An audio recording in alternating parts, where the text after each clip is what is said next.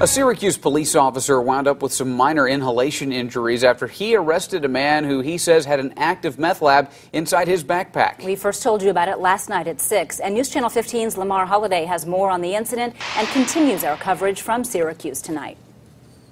The officer has since been treated and released for those injuries, and he is now back on the job. This all happened after the officer arrested a Syracuse man and left the man's backpack in his car. He will soon realize there will be more than just clothes in that bag.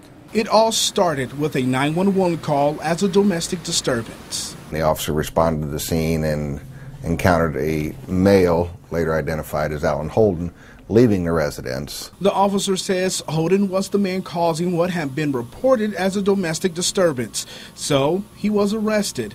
But Holden had a bag with him. Alan was dressed in normal clothing but had a little backpack type thing with him that he said he had clothes in because he was leaving. So Holden and his bag were heading down to the Kosciuszko County Jail. Once Holden was booked, the officer was leaving, not knowing the bag was still in his car. And then the bag started to smoke and fill the inside of his car with a kind of a white haze of smoke. He knew he was dealing with an active meth lab.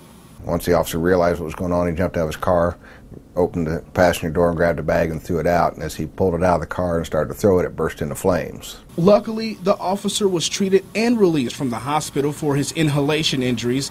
There's $2,800 worth of damage to the squad car. Police Chief Tony Sorello says this will be a tool for all officers to learn from.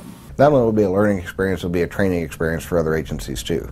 Holden is facing a Class B felony for manufacturing meth. If found guilty, he could face 10 years in prison. In Syracuse tonight, Lamar Holliday, News Channel 15.